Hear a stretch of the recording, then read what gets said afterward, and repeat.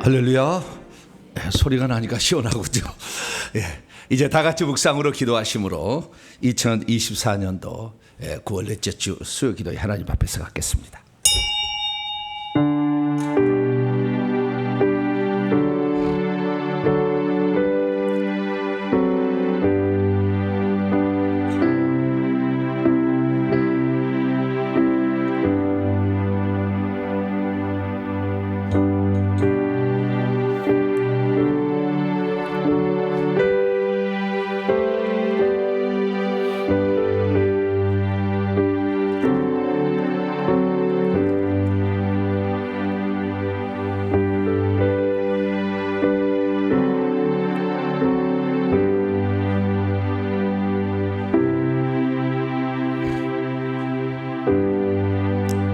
전에 고통받던 자들에게는 흑암이 없으리로다. 옛적에는 여호와께서 스불론 땅과 납달리 땅이 멸시를 당하게 하셨더니 후에는 해변길과 요단 저쪽 이방의 갈릴리를 영화롭게 하셨느니라. 흑암에 행하던 백성이 큰 빛을 보고 사망의 그늘진 땅에 거주하던 자에게 빛이 비치도다.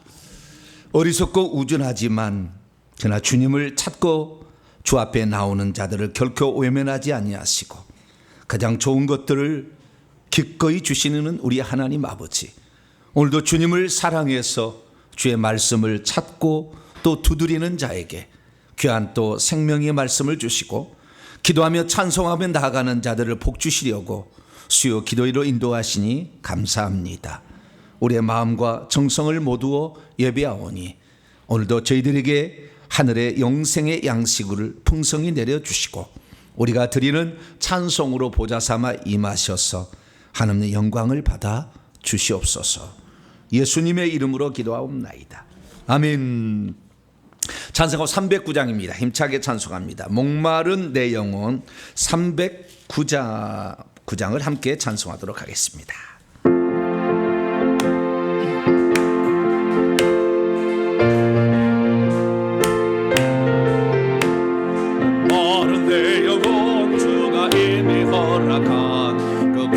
영생속 저희여 갈망합니다. 그 약속 따라서 힘써 간구하오니 오 주여 내 기도 어서 들어주소서. 예수의 사랑 예수의 사랑 바다 물결같이 내게 임하니 영광의 물결에 온전히 쌓여서 내 영혼의 기쁨 한량없도다. 큰 비 내려주시며 은혜의 저고로 건너편에 떠올라 그 귀한 징조가 내게 밝히 보이니 나 힘을 다하여 주께 간구합니다. 예수의 사랑 예수의 사랑 바다 물결같이 내게 임하니 영광의 물결에 온전히 쌓여서 내 영혼의 기쁨 한량없도다. 은혜의 소낙비 지금 흡족히 내려 구원의 큰 강물 흘러차고 넘쳐서 내 주한 모든 죄 모두 씻어버리니 나 지금 은혜를 충만하게 받았네. 예수의 사랑 예수의 사랑 바다 물결같이 내게 임하네 영광의 물결에 온전히 쌓여서 내 영혼의 기쁨 한량없도다. 그 차고 넘치는 주의 은혜의 물결 힘차게 밀려와 내게 만족합니다. 오 할렐루야로 주를 찬송하오니 내 맘의 기쁨이 항상 충만합니다. 예수의 사랑 예수의 사랑 바다 물결같이 내게 임하네 영광의 물결에 온전히 쌓여서 내 영혼의 기쁨 한량 그 차고 넘치는 주의 은혜의 물결 힘차게 밀려와 내게 만족합니다. 오 할렐루야로 주를 찬송하오니 찬송하오니 내 맘의 기쁨이 항상 충만합니다. 예수의 사랑 예수의 사랑 바다 물결같이 내게 임하네. 영광의 물결에 온전히 쌓여서 내 영혼의 기쁨 한량없도다. 찬송가 351장이네요. 351장 믿는 사람들은 주의 군산이에요. 351장 계속해서 찬송하도록 하겠습니다.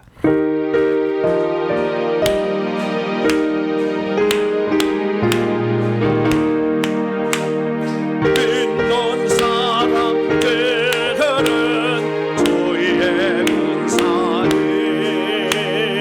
앞서가신 주를 따라갑시다. 그리 대장에서 길을 걸고서 접전하는 곳에 가신 것 보라. 믿는 사람들은 주의 군산이 앞서가신 주를 따라갑시다. 원수마귀 모두 쫓겨나기를 예수 이름으로 고백합니다. 우리 찬송 듣고 지옥 걸리는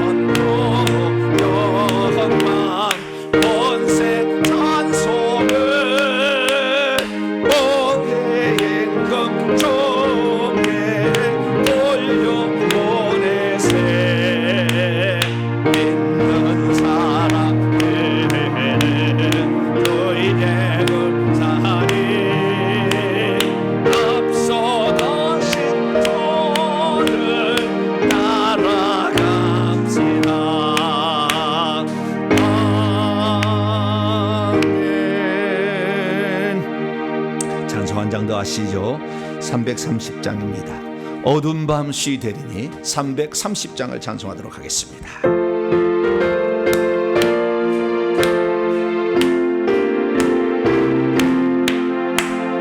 어두운 밤 새되네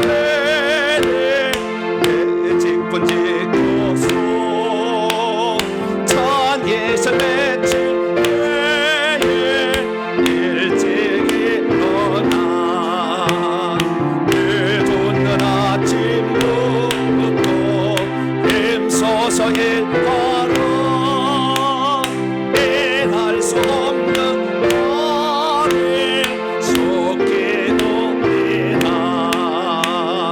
어두운 밤 새되니 내 직분 짓고서 일할 때 일하면서 놀지 말아라. 낮에는 수고하나 쉴 때도 없는데 일할 수 없는 나를 속히 돕니다. 어두운 밤 새되니 내 직분 짓고서 죄는 내게 못해 힘써 일하러 그 빛이 나요 어서 어둡게 되어도 할 수만 있는 대로 힘써 일 3절 어두운 밤 쉬 되리니 어두운 밤 쉬 되리니 내 직분 지켜서 죄는 내게 못해 힘써 일하고 그 빛이 나요 어서 어둡게 되어도 할 수만 있는 대로 힘써 일하라. 할렐루야. 어두운 밤이 어떻게 온다고요? 쉬 온다. 쉬 온다는 말이 빨리 온다는 말이겠죠? 예, 쉬 간다. 쉬 간다. 휙 간다 그런 말일까요? 빨리라는 말일까요? 자주 쉬라는 말이 의성어겠죠? 쉬 가버린다. 예? 쉽게 간다?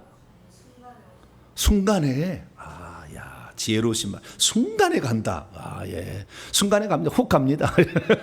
훅 가는 거예요. 예. 우리의 인생이 긴 것 같지만 훅 가. 어느 순간 보면요, 여러분이 70살 돼 있다니까요. 금방 가버린다니까요. 그러니까 하루하루가 참 소중합니다. 오늘 제가 좀 기도해야 될 거, 여러분과 기도 부탁을 같이 해야 될 것은 다음 주 이제 교회 운영년하고 저희 교회에서는 장로교지만 아직 장로를 못 세웠어요. 그래서 7인 교회 운영연회가 있어요. 그래서 그 운영연회를 통해서 교회를 운영해 가는데 최근에 이제 성도들이 많이 들어오셔서 등록을 하셔서 한 식구가 되었는데 이런 부분들 어떻게 우리 교회에서 정착을 하고 또 일꾼이 되게 할 것인가에 대한 그런 얘기를 좀 나누려고 해요. 그래서 기도를 좀 부탁을 합니다. 첫 번째는 이제 새 가족이 오게 되게 되면 그 새 가족을 보통 이제 교회에서는 그 해가 지나갈 때까지 기다렸다가 다음 해에 이제 임명을 하거든요.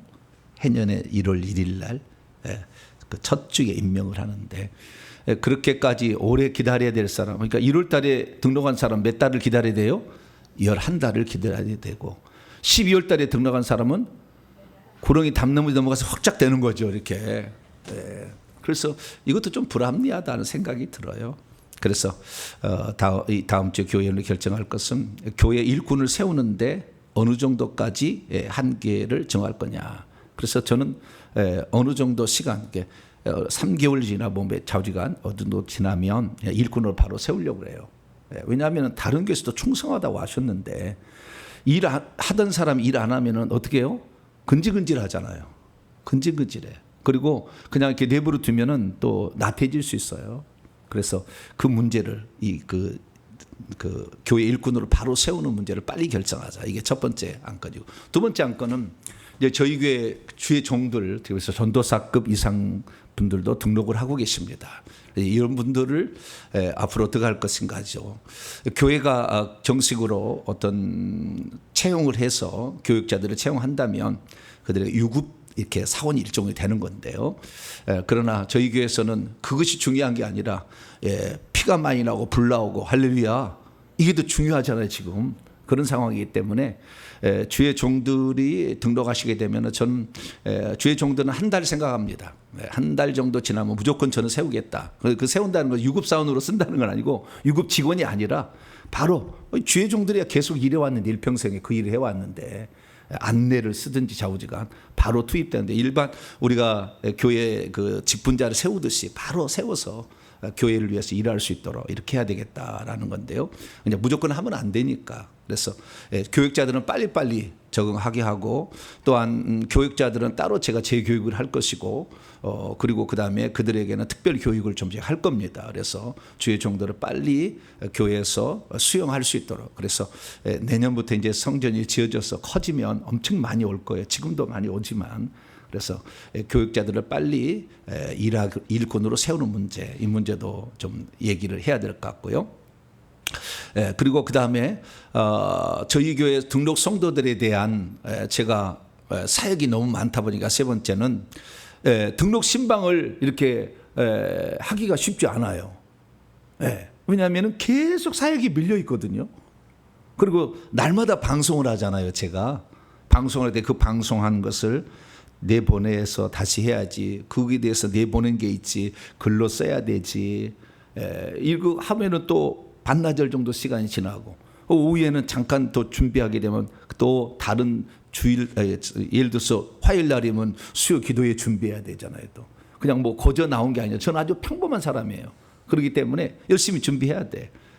뿐만 아니라 그다음부터 사역이 있잖아요. 수요일 날, 목요일 날, 또 금요일도 때로는 있고 주일도 있고 토요일 날은 온종일 준비해도 부족해요. 왜냐하면 주일 날 2편씩 설교를 해야 되잖아요.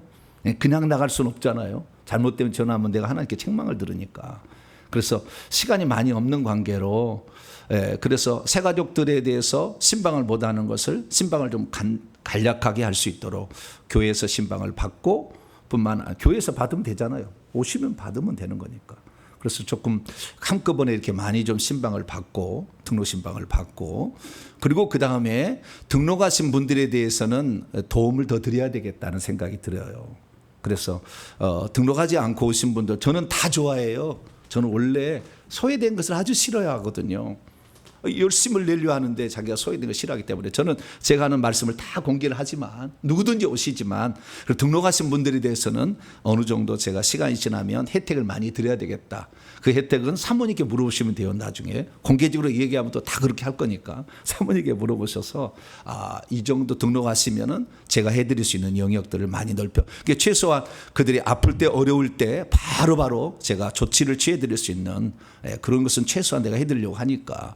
그래서 등록하신 분들에 대한 그만큼의 제가 가족으로서 더 챙겨주는 그런 모습을 가지려고 하고요. 그다음에 마지막 네 번째 문제는 교회가 식사를 이제 그 준비를 하는데 이게 걱정이 되어지고 있어요. 예전에 비해서 2배 이상의 이렇게 성도들이 또 3배까지도 이렇게 오기 때문에 그런 분들의 식사 문제를 이렇게 해결하는데 구역들이 예전에는 적었을 때는 별 문제가 없었어요. 구역에서 식사를 준비하고 있는데 보통 이제 교회에서 식사를 이렇게 하는 문제는 교회에서 할 때는 대부분 주방 봉사 팀이 따로 있어요.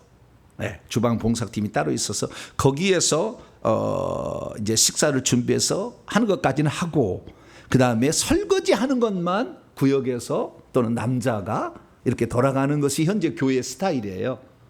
구역에서 또는 남자가 남성교회에서 이렇게 하는 건데 이 문제를 좀 처리를 해야 될 것 같은데 궁극적으로는 주방 봉사부를 만들려고 해요. 궁극적으로는 결국에 내년에는 그렇게 아마 돌아가리라고 생각이 되는데 궁극적으로 이렇게 만들려고 하는데 그러면은 이 주방 봉사라는 것이 쉽지 않은 영역이거든요. 이게 제가 부목사 때 쭉 경험해 보면은 제일 말이 많이 나오는 게 주방 봉사예요.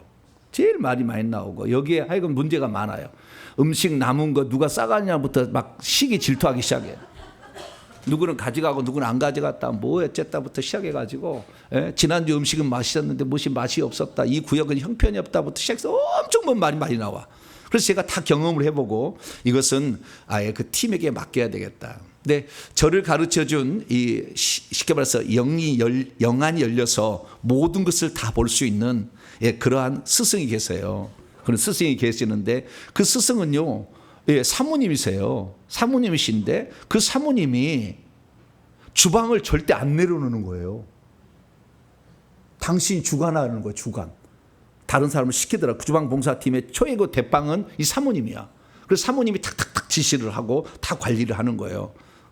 그리고 그다음에 그것을 내가 그래서 어느 날 물어봤어요. 사모님, 이제는 사모님은 좀 이렇게 사역에 많이 하시고 성도들에게 그 주방을 좀 이렇게 맡겨 주시지 왜 사모님이 이렇게 주관을 합니까? 그랬더니 뭐라고 하셨냐면은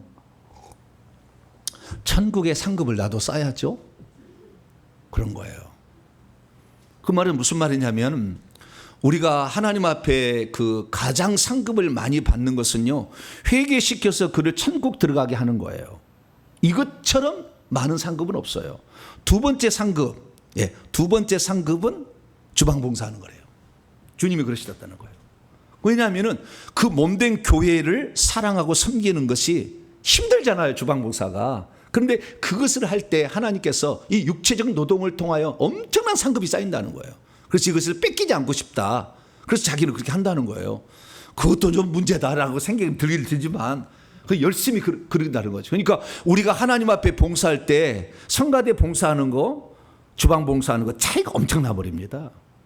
고생하는 것이 훨씬 더 상이 많은 거예요. 그래서 자신이 내가 이 땅에 태어나서 내가 다른 건 못한다 할지라도 내가 음식으로 내가 섬길 거이다. 5명만 있으면 교회 돌아갑니다. 300명도 하기도 다.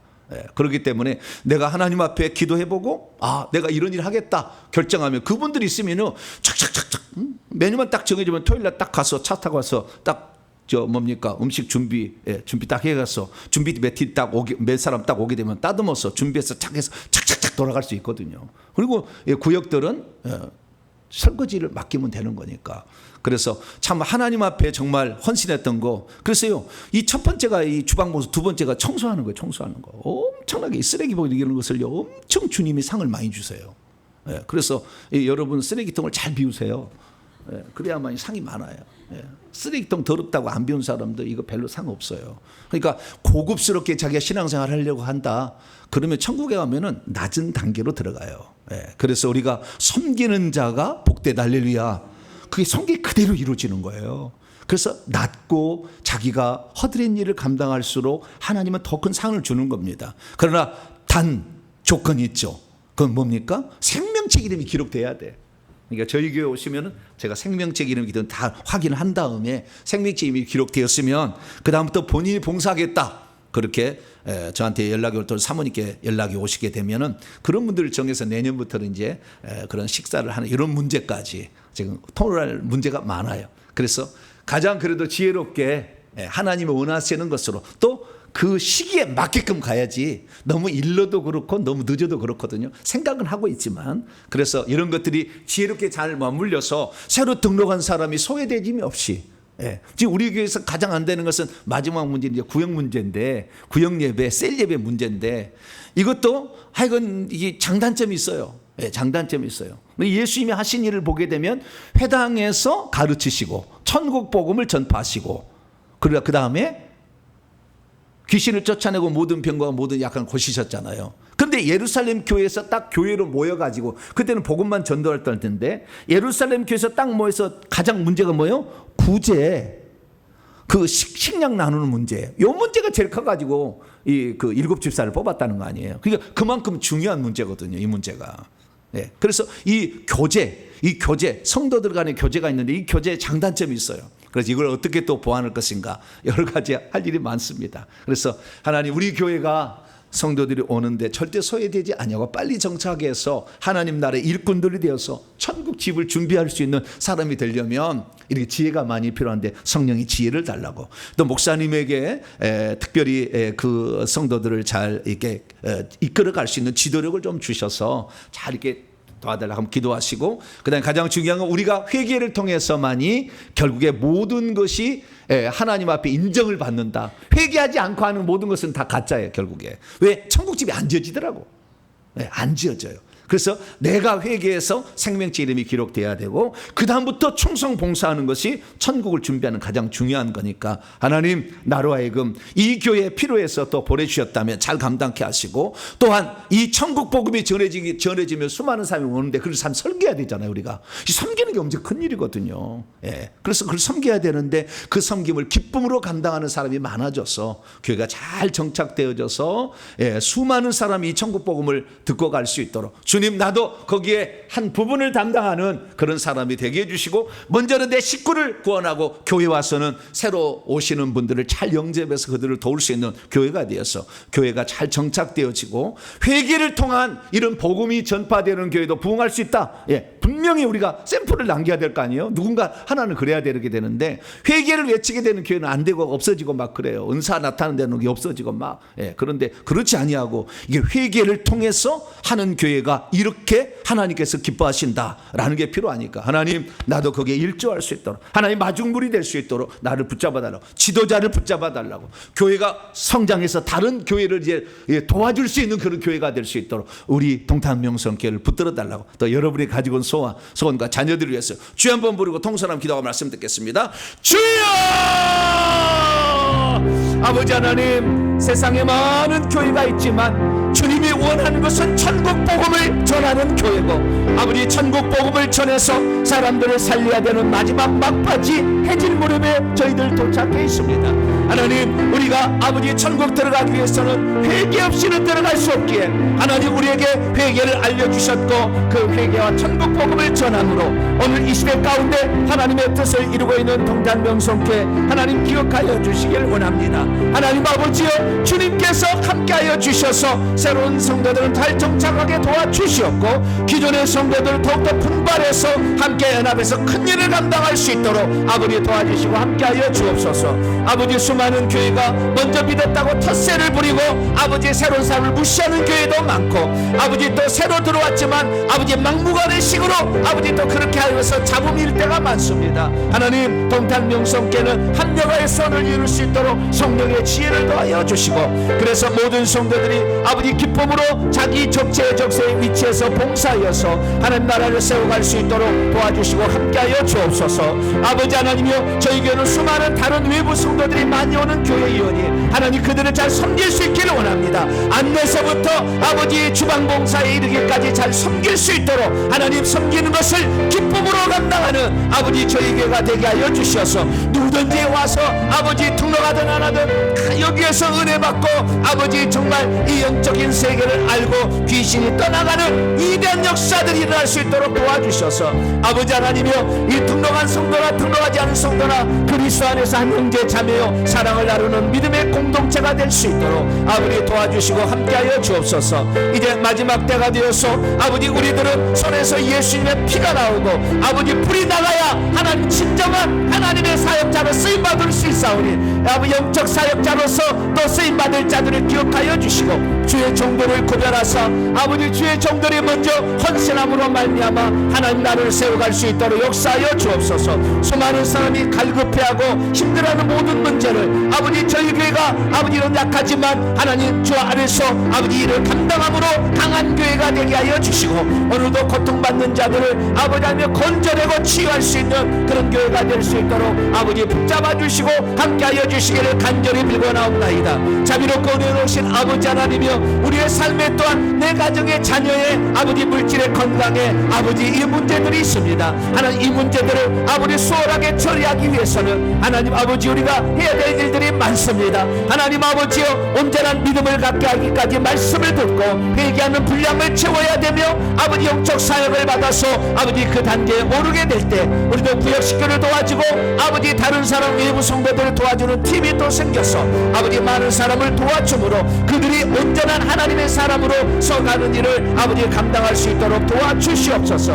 하나님, 내년에 아버지 성전을 또 짓고 아버지 선교센터를 짓게 될 때 하나님 아버지 필요한 물질들과 아버지 사람들을 붙여주셔서 이 일을 잘 감당함으로 아버지 하나님여 복음으로 말미암아 회개를 통해서 하나님의 뜻이 만방에 증거되고 주님이 주신 것 거저 주시니 거저 아버지 받았으니 거저 주라는 주의 말씀 따라서 오늘도 아버지 섬길 수 있는 교회가 될 수 있도록 아버지 역사하시고 붙잡아 주옵소서. 오늘도 수요 기회로 함께 모였습니다. 아버지, 우리의 부족한 점을 기억하여 주시고 하나님 가장 선하고 의로운 길로 인도하여 주시고 시기와 때를 정확히 맞춰서 하나님의 뜻에 합당한 교회로 성장해 나갈 수 있도록 도와주시옵소서. 오늘도 하나님 말씀을 통하여 아버지 주의 말씀을 온전히 깨닫고 아버지 사랑해서 그 말씀대로 실천하고 순종하기를 원합니다. 말씀하여 주셔서 우리의 갈 길을 인도하여 주심으로 온전한 하나님의 역사를 경험할 수 있는 이 시간이 되게 하여 주시옵소서. 주님 바라봅니다. 성령의 강한 임재가 있게 하여 주시고 귀신이 완전히 떠나가는 위대한 역사가 아버지 일어나게 도와주셔서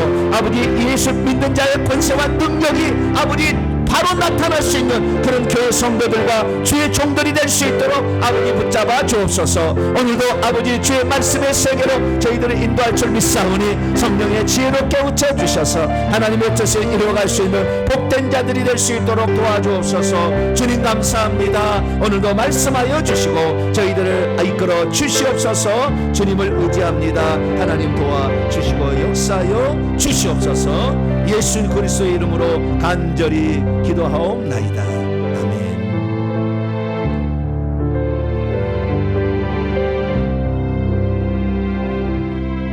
오늘 우리에게 주시는 하나님 말씀 보겠습니다. 마태복음 1장 1절 한 구절입니다.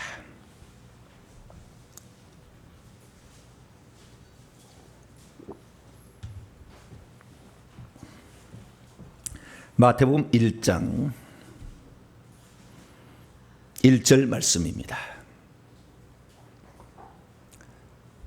다 찾으셨으면 합독하시도록 하시죠. 시작.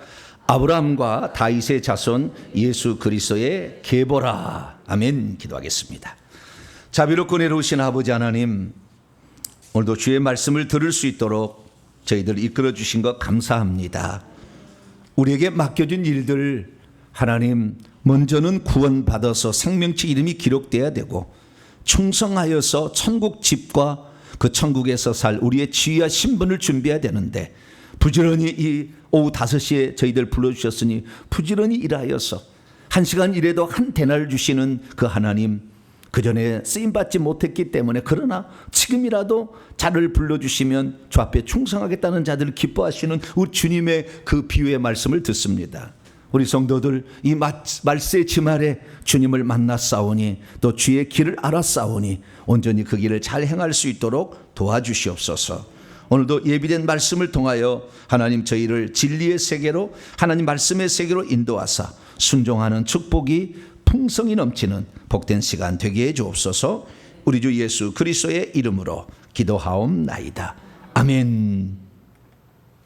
오늘 시간에는 마태복음 강의 첫 번째 시간입니다. 마태복음 과연 어떤 책인가 라는 제목으로 함께 말씀의 은혜를 나누기를 원합니다.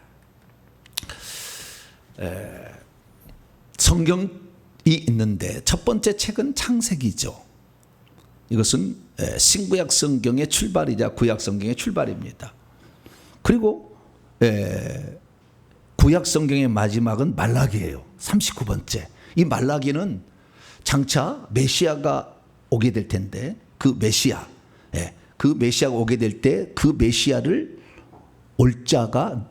메시아 오실 길을 예비하는 선구자가 언젠가는 나올까 예언으로 끝나는 거예요. 그 선구자가 결국에 세례 요한이었죠. 그래서 이 메시아가 오실 길을 예비하는 자의 이야기가 말라기로 끝나요.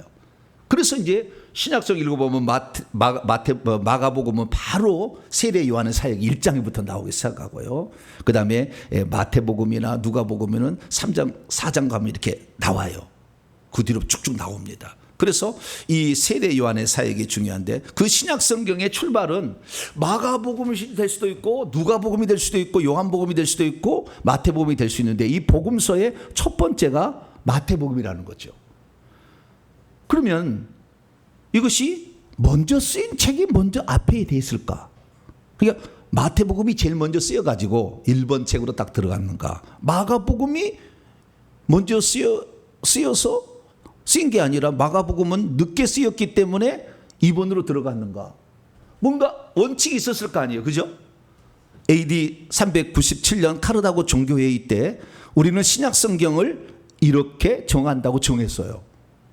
성도들이 모여가지고. 그러면 정하는 것이 무조건 정했느냐? 그게 아니고 모든 교회가 이것을 하나님의 말씀이다라고 인정하는 것만을 골라가지고 한 거예요. 그러니까 이 복음서 중에서 이거 뭐 베드로 복음서 있고 뭐 그 빌립보 바돌로베 복음서도 있고 도마 복음서도 있고 막 복음서가 많아요. 마리아의 복음서도 있고 많아요. 그런데 그런 복음서들이 탈락됐어요. 그리고 현재 우리가 사용하고 있는 4개 복음서만 지금 기록되어 있는데 그 순서가 마태, 마가, 누가, 요한이라는 거죠. 그럼 이 순서도 그냥 되는 게 아니라 어떤 배열의 어떤 원칙이나 뜻이 있었지 않았냐는 생각해 볼 수 있겠죠. 왜? 복음서가 4종류니까. 사도행전은 역사서 한 권이니까 그렇게 가는 것이고. 그래서 우리는 이런 어떤 그 원칙들을 한번 생각해 볼 필요가 있는 거죠. 첫 시작을 할 때. 그리고 이 신약성경 마지막 요한계시록이잖아요. 요한계시록은 성경의 마지막 책이자 또한 신약의 마지막 책이죠. 이게 마지막 책이니까 종말론이죠. 이거 종말론. 마지막 끝틀이 인생과 우주의 역사가 어떻게 끝날 것인가. 이건 요한계시록으로 봐야 돼요. 요한계시록 안 보니까 신천지 이만이 넘어가는 거죠. 요한계시록 못 보게 하니까. 여러분 요한계시록을 마르고 닳도록 보셔야 돼요. 네. 그래서 아예 암송을 해버려야 돼. 그렇지 않으면 이 마지막은 할 수만 있으면 거짓 그리스도와 거짓 선지자이나 할 수만 있으면 택하신 자들도 미혹하게 할 것이다. 마태복음 24장이 그렇게 나와요. 그래서 우리는 이 마지막에 미혹당하지 않으려면 정확하게 마지막 종말의 때가 어떻게 도달할 것이고 어떻게 끝날 것인가를 예상하고 있어야 되죠. 깨어 있어야 되는 거죠. 그래서 내가 지금 어떻게 이 마지막 시대를 준비해서 하나님 보시기에 합당한 자를 할 것인가. 이걸 요한계시록을 공부해야 되는 거예요. 그래서 가장 중요한 건 창세기 요한계시록이요. 창세기 요한계시록. 그래서 창세기 요한계시록. 이번에 저 마태복음을 하는데요. 다음에 할 때는 말라기를 하겠습니다. 말라기 강의는 제가 안 했거든요. 근데 그것도 할 필요가 있어요. 그렇게 중요한 건 아니지만. 그래서 제가 중요한 성경은 거의 다 강의를 다 해놨어요. 그래서 저희 교회 홈페이지 들어오시면 강의가 쫙 시리즈별로 있어요. 그것만 들어도 한 3년은 들을 거예요 아마. 그러니까 열심히 밤이고 낮이고 들으세요. 필요한 것들은 탁탁탁 들으시면 돼요. 이렇게 들으시는데 자 마태복음 이제 오늘 시작하는 거예요. 신약 성경의 첫 시작이죠. 그리고 왜 마태복음이 제 1번 책으로 들어왔겠느냐. 마가복음이 안 들어오고. 시간적 순서로 마태복음이 먼저 쓰였을까? 마가복음보다? 이렇게 생각할 수도 있겠죠. 그래서 수많은 학자들이 이 부분에 대해서 연구를 해봤어요. 그리고 분석을 해보니까 이게 마태복음이 신약성경의 첫 번째 책으로 들어가야 될 이유가 있었어요. 그걸 좀 이따 얘기를 하고 이유가 있었고 그 다음에 그러면 이게 누가 썼느냐. 우리는 마태복음이라고 되어 있지만 그러니까 헬라어 원전에는 그게 사실 없어요. 그래서 나중에 붙여준 거예요. 나중에 붙여진 거라고 이게. 그럼 이게 마태라는 사람이 진짜 썼는가? 이거 신학자를 막 연구를 해요. 그런데 우리는 마태라고 알려졌죠. 마태가 99.99% 맞을 거예요. 엎등을 막 쓰지는 않았을 거니까. 마태복음인데 그럼 마태라는 사람을 왜 썼는가? 이렇게 생각이죠. 왜 썼는가? 누구에게 썼는가? 이 책을 누구에게 누가 읽으라고 썼는가? 이 왜 썼는가가 아주 중요해요. 그리고 누구에게 이 책이 읽혀지도록 하기 위해 썼는가가 중요해. 왜? 그 당사자가 무슨 문제가 있으니까 그 문제를 해결해 주려고 그것은 쓸 거 아니에요. 근데 그런 문제가 없다고 한다면 왜 썼을까? 그러니까 바울이 편지를 쓴 모든 것들은요 어떤 문제가 있어서 다 이렇게 쓴 책이에요. 로마서를 제외하고는. 로마서는 어떤 문제가 있어 쓴 게 아니에요. 교리를 가르쳐 주려고 쓴 거예요. 그런데 로마서라는 것은 자기가 개척하지 않는 교회에 쓴 거예요. 그래서 이 바른 복음이 뭔지를 가르쳐 주려고 쓴 거예요.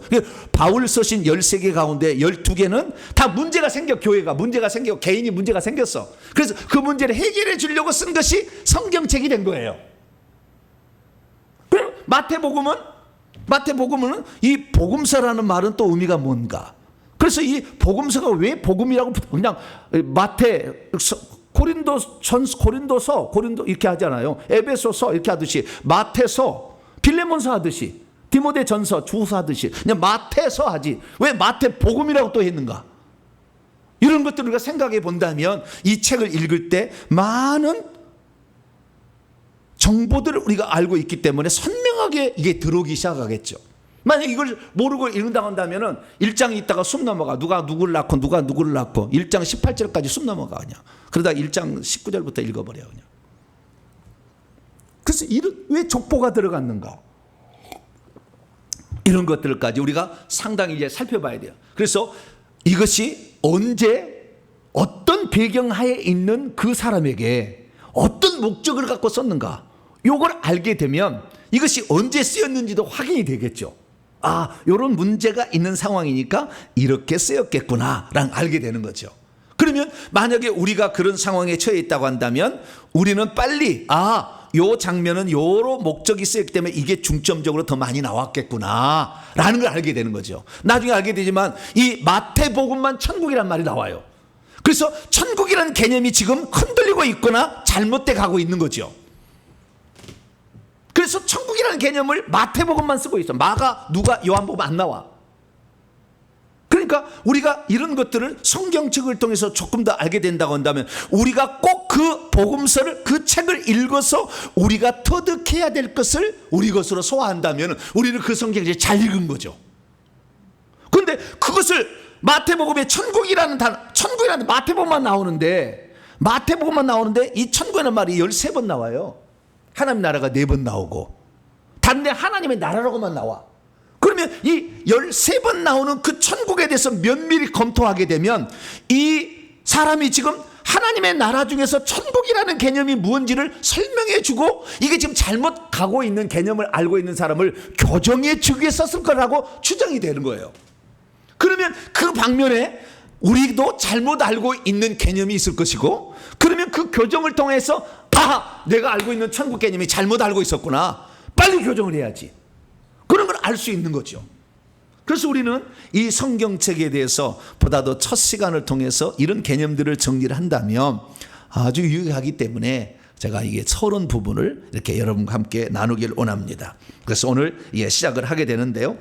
1장 1절 써놓고는 강의도 안 한다 뭐 그럴 것 같아가지고 1장 1절을 먼저 하고 얘기를 하도록 하겠습니다. 자, 1장 1절 이거 안 하면 또 목사님은 그 성경 구절을 읽어놓고는 설명도 안 하시고 끝나셨습니까? 막 그럴 사람이 또 있어. 그래서 먼저 합니다. 자, 여러분 성경책을 봅니다. 여러분 성경책, 개역 개정판 성경책을 봅니다. 자, 같이 읽습니다. 시작. 아브라함과 다윗의 자손 예수 그리스도의 계보라, 이렇게 돼 있잖아요. 근데 저는 이제 헬라어 전공자고 신약 전공자입니다. 특히 신약학 저는 전공자예요. 그 전공자인데 여기를 보게 되면 제가 이제 직역을 그래서 거의 지금 해놨어요. 직역 헬라어에서 원문에서 직접 제가 직역을 하는 거예요. 자, 그래서 1장 1절 이렇게 직역할 수 있어요. 원래는 정확히 제가 말씀을 드릴게요. 1장 1절 보면은 비블로스 게네세우스 예수 그리스도, 예수 그리스도의 기원에 관한 책이다. 기원의 책이다. 예수 그리스도의, 예수가 아니라 예수의 기원의 책이다. 예수. 그 다음에 그리스도, 이게 수식어가 붙었고요. 휘오 다위드 이렇게 됐고요. 휘오 그다음에 아브라함 돼 있어요. 그 다음에 다윗의 아들이신, 그 다음에 아브라함의 아들인데 히브리인들은 아들을요 손자도 아들이라고 그러고 증손자도 아들이라고 그래. 그들은 따로 개념이 없어요. 그런 개념이. 그래서 상황을 봐가지고 문구를 봐서 아들인지 증손자인지 현손인지를 알아가야 돼.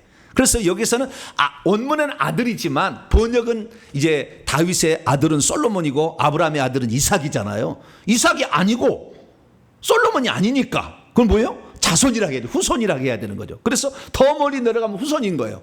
예, 아시겠죠?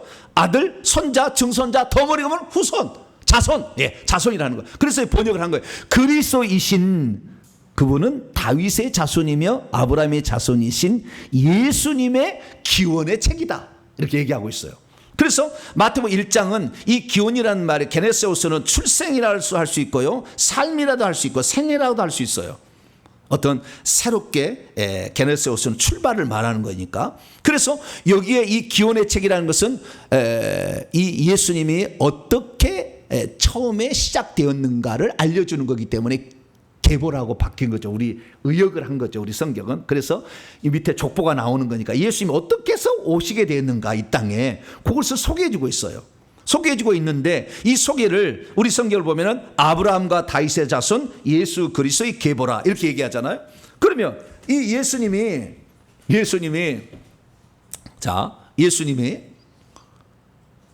아브라함의 후손인 건 맞아요.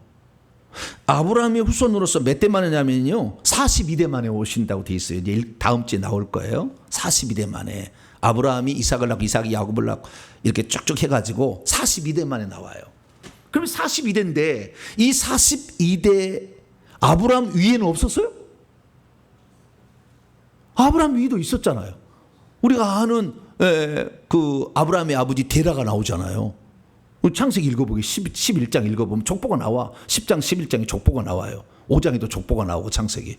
읽어보기엔 더 윗대 있는데 왜 아브라함부터 썼을까? 이것도 아주 중요해요. 그래서 내일 다음 주에 이제 더 자세히 하겠지만 그래서 어쨌든 아브라함을 아주 중요하게 여겼기 때문에 그랬을 거다. 추정할 수가 있죠. 노아의 후손 예수 그리스도의 세계가 그렇게 할 수도 있잖아. 데라의 후손이라고 할 수 있잖아. 그런데 왜 아브라함에게 했느냐? 아브라함이 중요하니까. 그럼 아브라함을 중요하게 여기는 민족은 어디예요? 히브리인들이죠. 유대인들이죠. 왜? 아브라함의 할례를 통해서 할례 받은 자만 언약 자손이라고 하니까. 그래서 하나님께서는 이 창세기 이렇게 했을 때 먼저 아담을 통해서 뜻을 이루겠는데 뱀의 말을 타락해 버렸어. 그래서 하나님께서 싹 쓸어버리겠다 하고 싹 쓸어버리고 누구만 의인 하나를 날려줘요? 의인인 노아를 살려서 방주 때에서 노아를 통해서 또 일하려고. 근데 노아도 타락해버려. 그래서 노아의 후손도 타락하니까 안 되겠다. 그래서 이제부터는 혈통적인 것이 아니라 나의 뜻에 내가 부른 것에 순종하는 자들을 내가 쓰겠다.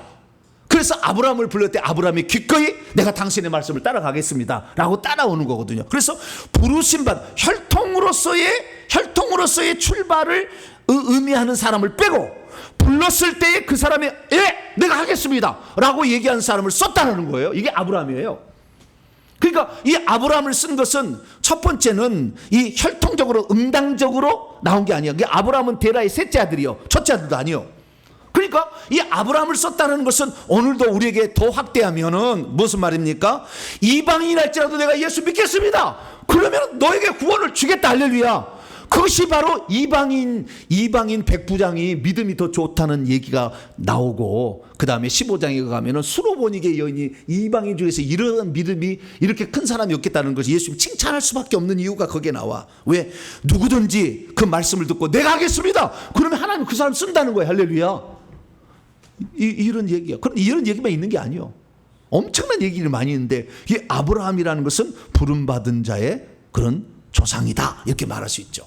그리고 다윗이라는 것은 여기에 족보를 읽어보게 되면 다 누가 누구를 낳고 누가 누구를 낳고 한 사람만 다르게 소개해. 자, 봅니다.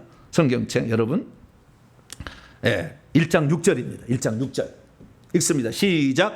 이새는 다윗 왕을 낳으니라. 다윗은 우리아의 아내에게서 솔로몬을 낳고. 다른 것은 다 직분이 없어. 유일하게 다윗에게만 직분을 딱 붙여놨어. 왕이라고, 킹이라고. 그러니까 아브라함의 자손 예수 그리스도다. 이삭의 자손 예수 그리스도다. 야곱의 자손 예수 그리스도 할 수가 있는데 아브라함의 자손이다. 그 다음에 뚝 띄었다가 14대 후손으로 나왔던 다윗을 말하는 거예요. 다윗을 이 다윗의 자손이라고 소개한 것은 다윗이 뭔가가 이 사람들 중요하다 그 말이에요. 아주 중요한 거예요. 그게 아브라함은 할례를 받으로서 언약 백성으로서 이스라엘 민족은 할례를 받지 않으면 자기 백성을 인정하지 않아. 그들은 믿음 갖고 하지 않아요. 할례를 받았느냐 이게 중요하거든. 그래서 계속 신약에 할례가 나오는 거예요. 그런데 하나님께서는 더 이상 할례로 이제 사람을 중요하게 여기지 않냐고 믿음을 중요하게 여기게 할렐루야. 그것이 아브라함이라고 아브라함. 그래서 믿음의 조상이라고 부르는 거예요 우리가. 여러분도 믿기만 하고 주님을 따르기로 결정하면 하나님 여러분을 쓰시는 거예요. 할렐루야. 당신은 3대째 예수 믿어서 자란 게 아니라 저처럼 아주 불신자의 가정에서 조상 대대로 단 한 번도 예수 믿지 않는 그런 가정에 내가 태어났다고요. 그래도 하나님이 그를 불러서 쓰시면은 얼마든지 감당한다 이거죠. 그게 아브라함이에요. 그게 여러분들 용기를 가지세요. 할렐루야. 그래서 이 마태복음은 나중에 이제 보시면요, 이 마태복음은 유대인들에게 쓴 거예요. 1차 수신 대장에. 근데 유대인들은 계속 믿음이 안 좋아. 그래서 마태복음 21장 가면은 그 나라에 열매 맺는 백성이 받게 될 것이 이방인이 받게 됐다고 얘기를 해버려. 마태복음 8장에 보면 아브라함과 이삭과 야곱은 너희 조상들은 천국에 들어가지만 동서남부터 많은 이방인이 와서 들어가지 너희들 못 들어간다고 해버린다니까. 그래서 예수님은 그러나 이 사도 바울처럼 똑같이 나는 내 민족에게 관심이 더 많아. 왜? 언약 백성으로 그래도 연명해오고 믿음 지키려고 했잖아. 그래도 많이 고생했잖아. 그래서 그들을 사랑해서 결국에 마태복음 10장에 보면 제자들에게 너희들은 같은 복음을 전할 때 이스라엘 집에 잃어버린 양 외에는 가지 말라. 이건 마태복음만 나와. 수로보니게 마태복음 15장에도 나는 내 떡을 취해서 개들에게 안 준다. 막 그래 봐. 죄송합니다. 너 같은 개 같은 것들 안 준다. 이렇게 해버린다니까. 그런데 그 여인이 주인의 상, 개들도 주인의 상에서 부스러기 먹을 수 있지 않지만 이게 달라드니까 이스라엘 중에서 내가 잃어버린 양 외에 다른 데로 보내심을 받지 않기 때문에 개들에게 안 준다 그 말이에요. 그 말이 나와. 그러니까 예수님의 관심은 이스라엘 집에 잃어버린 양, 유대인들에게 아주 관심이 많아요. 유대인 관심이 많은데 유대인들은 결국에 그 복음을 거부해요. 11장 2절부터 배척이 시작된 거 딱 나와. 11장 2절부터. 이 마태복음은 딱 공부를 나중에 할 겁니다. 배척이 나와. 유대인들이 막 배척을 해. 그러니까 하나님께서 나중에 마지막 가서 마태복음 28장에 가면은 이제 제자들아 이스라엘 집에 잃어버린 양 유대인에게만 복음 전하지 말고 너희는 가서 모든 민족으로 제자를 삼아. 할렐루야. 모든 나를 믿고 따르는 자는 다 복음 전해라. 이게 바꿔버려. 그래서 이 복음서는 유대인들에게 왜? 유대인들은 어떤 것을 바랬냐면 자기들은 할례를 받아서 언약 백성이라고 자부심을 갖고 있지만 실제로 하나님이 보내준 메시아를 안 믿어. 그동안에 메시아 기다렸잖아. 안 믿어버려. 뿐만 아니라 그들은 이 400년 말라기 선지자 이후 400년 동안 어떤 게 있냐 계속 이 남유다가 BC 586년에 느부갓네살 바벨론 느부갓네살 멸망당하고 계속 속국으로 살았어요. 그 바벨론을 또 메데아 바사가 멸망시키고 메데아 바사는 그리스 헬라가 멸망시키고 헬라는 다시 로마가 멸망시키고 계속 속국으로 살았어. 그래서 이들의 소망은 뭐냐? 좀 제발 우리 속국을 안 살고 다윗이 통일왕국을 이뤄가지고 남북을 다 이뤄가지고 태평성대를 이룬 첫째 왕이에요 이 양반이. 그러니까 우리도 다윗왕과 같은 이런 왕이 나타나가지고 이 나라를 지배해서 더 이상 속국을 안 살고 우리 거 세금 뺏기지 아니하고 우리 좀 잘 살아보세 잘 살아보세. 박정희 대통령 잘 살아보세 잘 살아. 그거 아셨어요? 새벽종이 울렸네 새 아침이 밤. 우리 어렸을 때 그런 노래 했어 맨날. 우리는 민족 중에 역사적 사명을 띠고 이 땅에 태어났다. 어휴, 어린아이가 초등학교 때부터 벌써 생각이 다르다. 지금 얘들이 이거 안 해요. 그러니까 나라를 위해서 헌신하는 마음도 없어. 우리는 처음부터 국계다에 경쟁하고. 아니 그 꼬맹이들을 아침에 세워가지고 1시간 동안 연설하고 맨날 그랬어 우리. 네. 그러니까 뭐 주여 그게 아니고 잘 살아보세. 주여 제가 가끔가다 말이 안 나가는 것은 여러분들이 혹시 졸릴까봐 그런다 이해하세요. 저는 빈소리 별로 안 해. 근데 어쨌든 이 나라를 좀 잘 다스려서 평안히 좀 살아보세. 그게 다윗왕이야 다윗왕. 그러니까 맨날 이 마태복음 읽어보면은 다윗의 자손 예수여, 두 소경이 다윗의 자손 예수 나를 불쌍히 여기라고. 예수님이 그 예루살렘 입성할 때도 다윗의 호산나 다윗의 자손이요 이렇게 수로번 여기에도 다윗의 자손이라 불러 예수님을. 왜? 그런 정말 좋은 나라, 행복한 나라, 유대인들은 아주 그런 나라를 원해요. 왜냐하면 수로번 여기도 그렇게 해야 예수님이 나에게 관심을 가질까 생각하고 유대인들이 좋아하는 말을 쓴 거예요. 그래서 이 유대인들은 경제적인 메시아, 경제적인 메시아, 정치적인 메시아로서 다윗과 같은 메시아가 나왔으면 좋겠다는 거. 그래서 왕을 집어넣은 거예요, 여기다가. 그리고 예수님은 뭐요? 그 왕의 후손으로 오셨다. 다윗 왕의 후손으로 오셨다. 그래서 이 다윗 왕의 후손으로 오신 분이 예수 그리스도. 그렇기 때문에 2장 넘어가자마자 저 이방인들 와서 유대인의 왕으로 태어나시니 어디냐고 동방박사가 찾아와. 유대인의 왕을 찾아와. 유대인 왕이 그게 중요하다는 거지. 그러니까 이 책은 유대인들에게 썼을 거예요. 그렇게 알 수가 있어요. 왜냐하면 1장 1절을 보니까 이 쫙 보게 되면 나중에 더 중요한 내용도 있어요. 근데 지금 왜 이 책을 썼느냐를 지금 얘기하려고 그러는 거예요. 그래서 이 책은 지금 유대인들에게 쓴 거구나라는 거예요.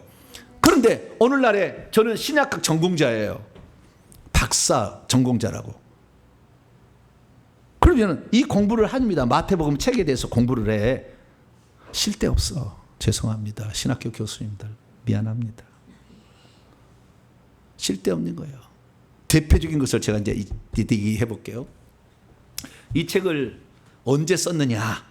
지금 신학자들은 언제 썼느냐 얘기할 때 80년에서 90년 어간에 썼을 거다. 뭐라고요? AD 80년에서 90년 어간에 썼을 것이다. 그렇게 얘기를 하고 있어요.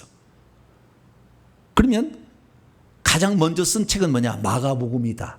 마가복음은 70년에서 80년 사이에 썼을 것이라고 거의 일치하고 있어요. 물론 다 다릅니다. 학자마다 다 다르지만 대부분 그렇다는 거예요. 자, 그러면 지금 이 독자들이 지금 유대인들이잖아요.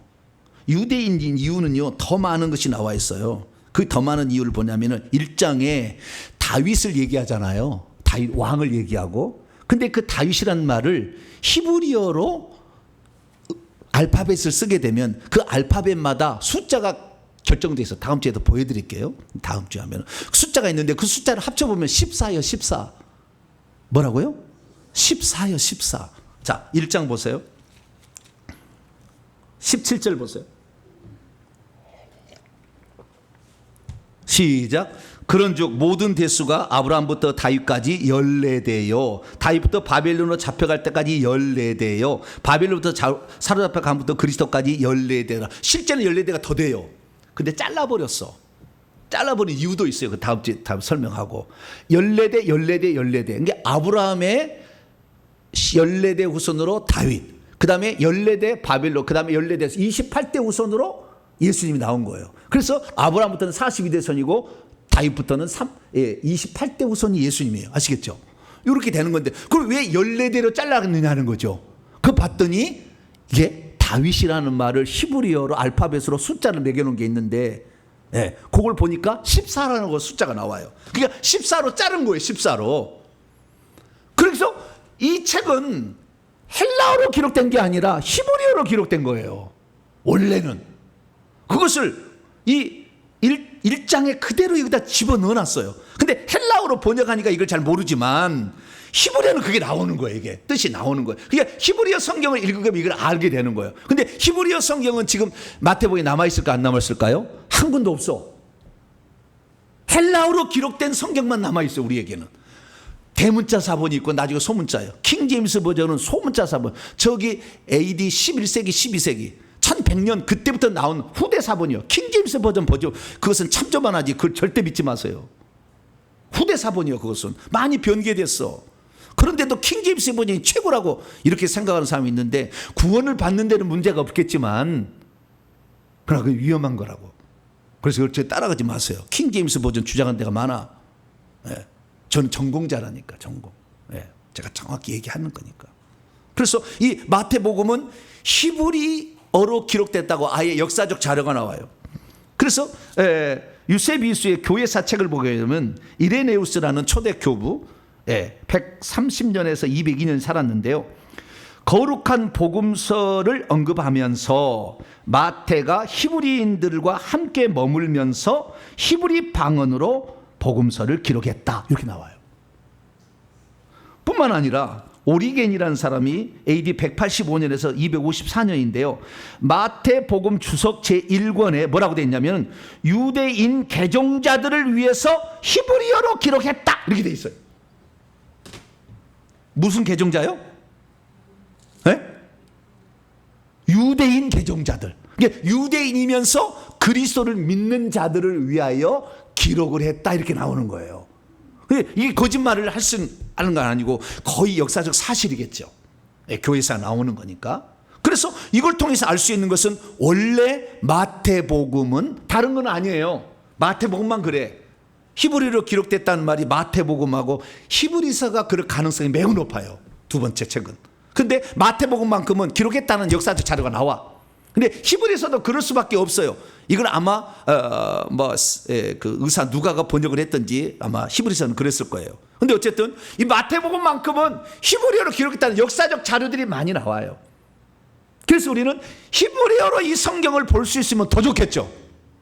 그래서 히브리어 성경이 없어요. 남은 게 하나도 없어. 그래서 이제 유대인들 중에서 예수를 믿는 사람들이 있어요.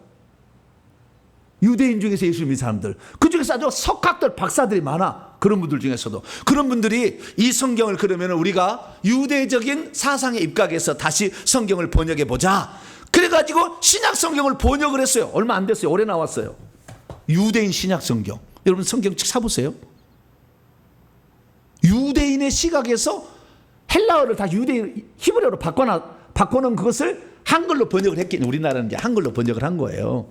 유대인 신약 성경 엄청 좋아요. 읽어보세요. 예, 이들은 너무 유대인을 좋아하는데 유대인 그렇게 좋아할 필요는 없어요. 근데 이 책은 좋아요. 예, 참고할 거니까. 그러면 이게 유대인들이 대상이라는 것은 1장을 통해서도 알 수 있어요. 족보 이야기를 통해서. 예, 그리고 아브라함과 다윗의 상이라는 말 선언, 처음에 선언부터도 우리가 그걸 알 수가 있어요. 뿐만 아니라 이 마태복음은요, 유대인들이 썼을까라는 많은 이런 글이 나오는데, 특히 많은 것은 유대인들 중에서 기독교인으로 개종하는 자들을 쓰려고 했다는 건 뭐냐면 목적이 있을 거 아니에요. 이들이 유대인에다가 기독교로 갔더니 핍박을 당하고 어려움을 당하니까 다시 유대교로 돌아가려고 하니까, 아니야, 우리가 믿고 있던 유대인들이 기록된 말씀이 예수를 통해서 이루어진 거야. 그렇기 때문에 이 예수님이 어떻게 유대인들의 그 성경책에 기록된 것이 어떻게 예수님에게 이루어졌는지를 설명을 해줄 필요가 있잖아. 그래 안 돌아갈 거 아니에요, 다시. 그런 상황에서. 그래서 이 마태복음 읽어보게 되면요, 예, 몇 번을 얘기하자면은 129번을 구약 성경을 인용해. 몇 번이요? 129번. 직접적으로 53회, 그리고 간접적으로 76번을 인용해요. 가장 많이 구약 성경에 인용한 성경책이 마태복음이에요. 많이 이용해. 그 이용을 하고 뿐만 아니라 그 독자들을 유대교로 개종했으나, 유대교에서 기독교로 개종했으나 다시 유대교로 돌아가려는 그 독자들에게 돌아가지 않도록 하기 위해서는 이게 구약의 선지자가 이렇게 하신 말씀이 이제 이렇게 이루어진 거다, 예수님에게 이루어진 거다 라고 얘기한 게 무려 13번이 나와. 1장에서부터 나와요. 자, 1장 하나만 읽어봅시다. 22절 13번이 나와요. 자, 21절부터 22절까지 시작. 아들을 낳으리니 이름을 예수라 하라. 이는 그가 자기 백성을 그들의 죄에서 구원할 자임이라 하시니라. 이 모든 일이 된 것은 주께서 선자로 하신 말씀을 이루려 하심이니, 주께서 선자로 말씀하심을 이루려 하심이니, 이렇게 말씀을 함으로 말미암아 구약의 선지자가 하는 말을 그대로 이뤘단 말이 13번 나와. 그래서 이게 틀림없이 우리가 구약시대에 그렇게 바랬던, 구약 성경을 공부하면서 읽었던 바로 그분이 예수님, 이분이야, 다른 분이 아니야 라고 그들에게 얘기를 해주고 있는 거예요. 그리고 우리가 마태복음 이제 전체 구절을 보면은 마태복음 특징은 뭐냐면, 마태복음은 시간적 순서로 안 쓰였어요. 주제별로 쓴 거예요. 그러니까 우리가 산상수훈, 마태복음 5장, 6장, 7장은 산상수훈이라고 매일 듣잖아요. 그 산상수훈의 말씀을 그날 산에 올라가 가지고 입을 열어 가르쳐 가라사대 천국은 마음이 가난한 자는 마음이 아닌 거죠. 심령이 가난한 자는 복이 있나니 그들이 천국이 그들의 것이요. 이런 말을 했겠는. 그 시작해 가지고 저 7장 마지막 절까지 했겠느냐? 그러지 않았어요. 뭐 하는 거예요? 예수님의 말씀 가운데서 주옥 같은 말씀, 이런 말씀들을 모아놓은 거예요. 그 중에서 천국의 사람들의 삶을 어떻게 살아야 되는 건지, 천국에 들어가려면 그 실제적인 삶을 어떻게 천국의 실제적인 삶을 살아가려면 천국의 헌법이 필요해. 그 헌법을 여러 예수님이 얘기한 것을 갖다가 모아서 5장, 6장, 7장에 넣어놓은 거예요. 그리고 8장, 9장은 기적, 표적, 중풍병자 고치고 귀신 쫓아내고 막 이런 베드로 장모 고치고 이런 거예요. 그래서 기적과 표적, 기사들만 이렇게 기록한 거예요. 8장, 9장. 다시 10장에 가면은 제자들을 파송하면서 또 예수님이 또 당신의 한 말, 그 말을 또 집중적으로 다 써놨어요. 그래서 너희들이 갈 때 핍박을 받을 것이다. 반드시 핍박을 갈 것이다. 그러나 몸은 죽여도 영혼을 죽이지 못한 자를 두려지 말고 몸과 영을 함께 지옥에 멸한 자를 두려워하고 너희들을 영접하는 것은 나를 영접하지 않은 것이다. 그렇게 하고 담대히 먼지를 털어버리면서 해라. 그렇게 하면서 제자들을 파송할 때 하는 말씀을 또 모아서 다 놓았어. 10장에.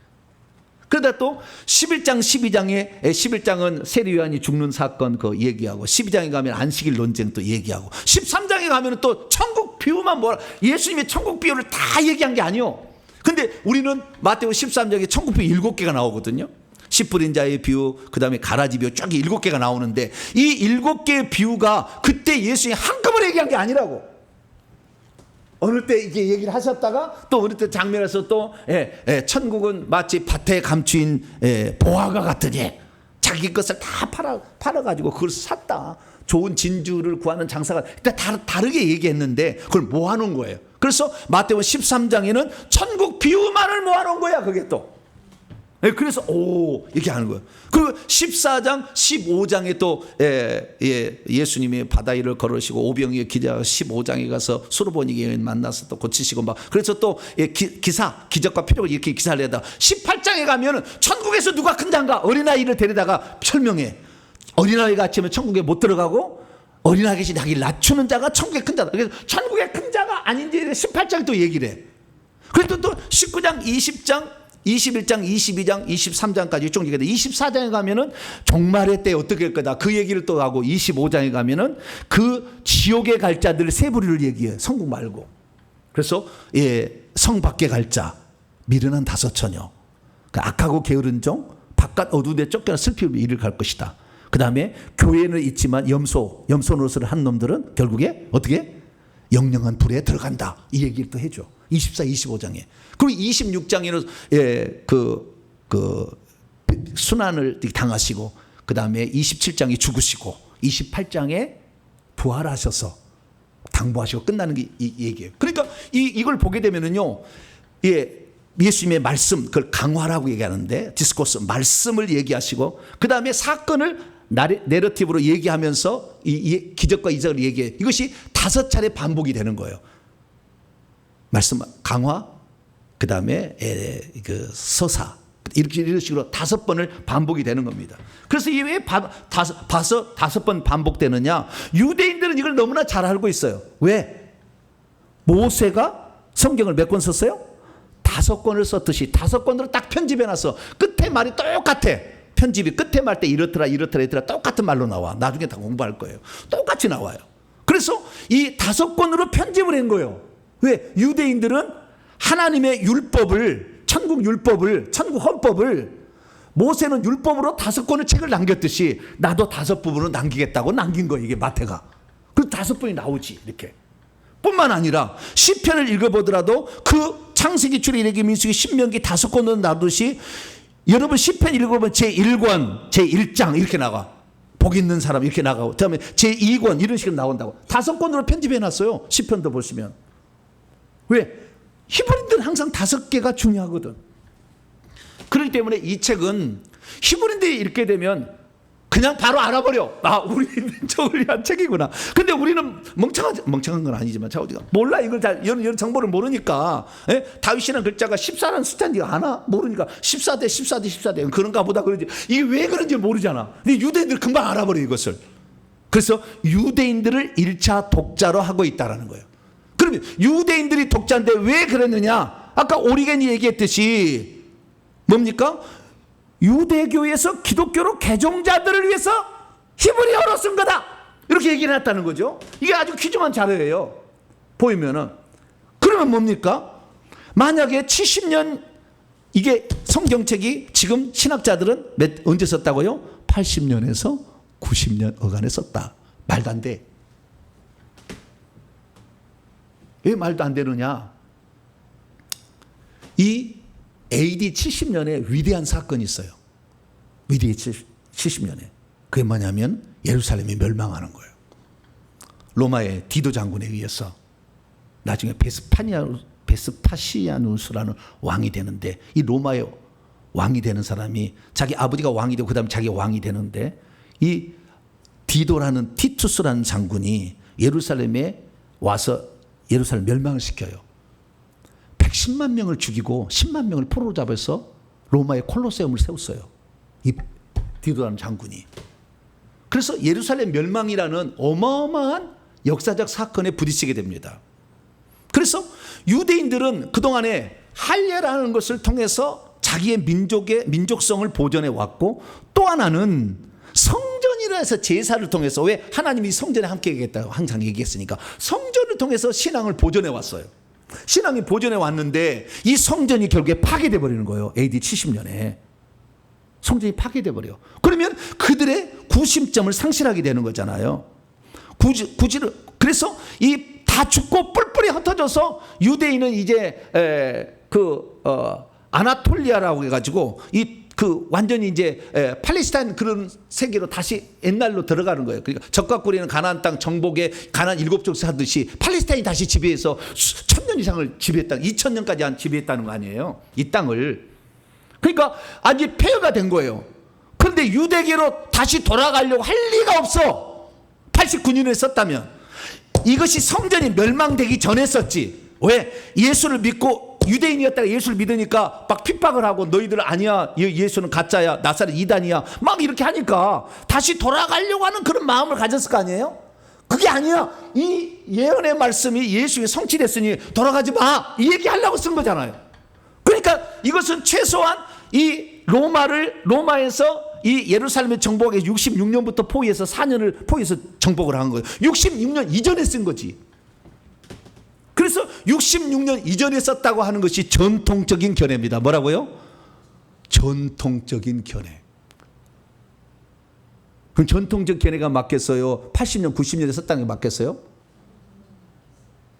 그런데 오늘 신학자들 60년 이전에 썼다면 너 미쳤다고 그래. 너 나가라고 그래. 신학 그만하라고 그런다니까.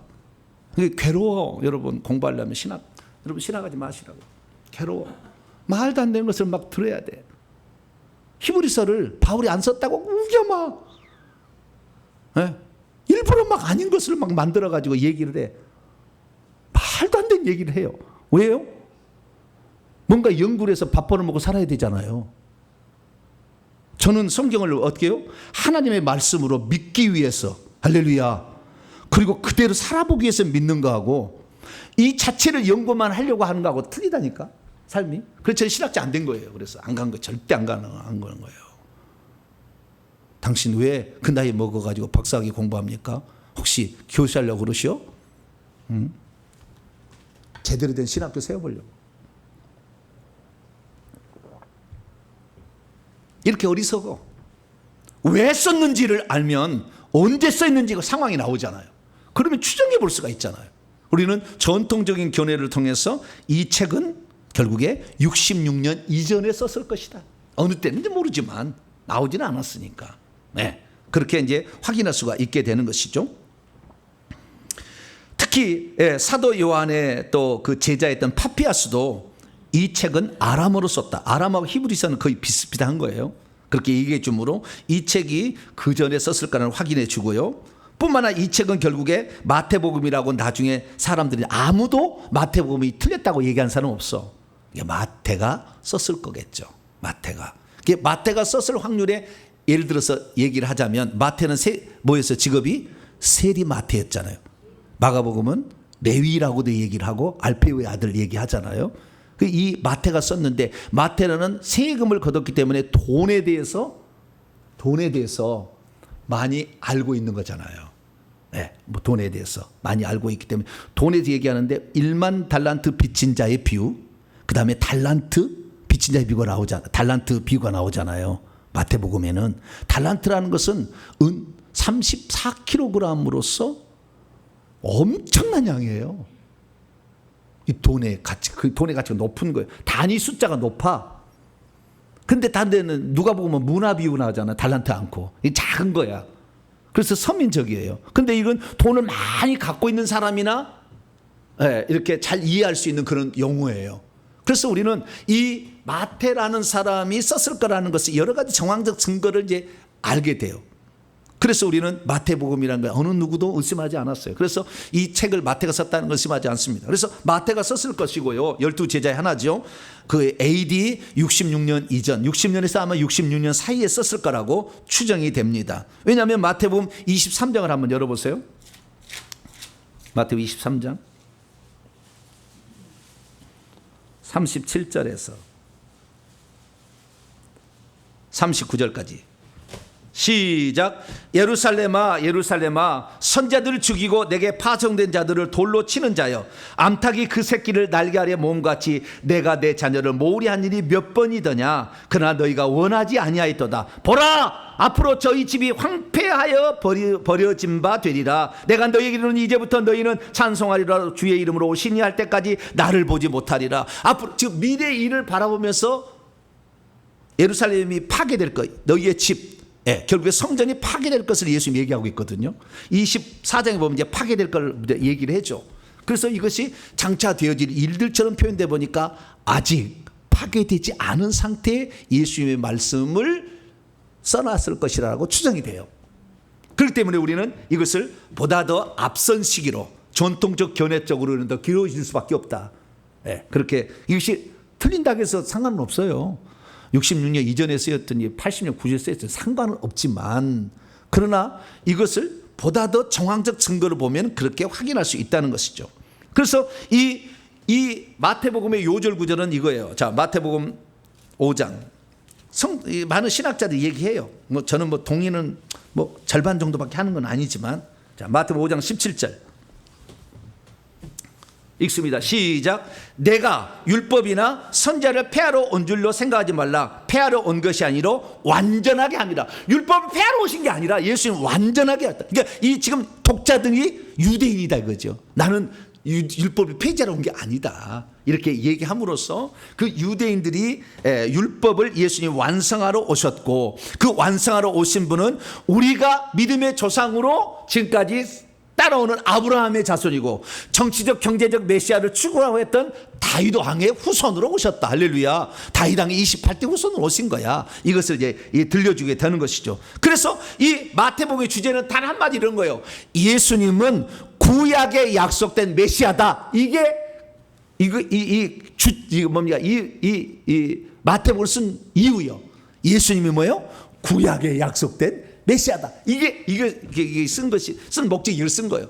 그러면 구약에 약속된 메시아인데 이 메시아가 누구시냐? 메시아는 왕이 있고 제사장이 있고 선자가 있잖아요. 그 중에서 뭐냐?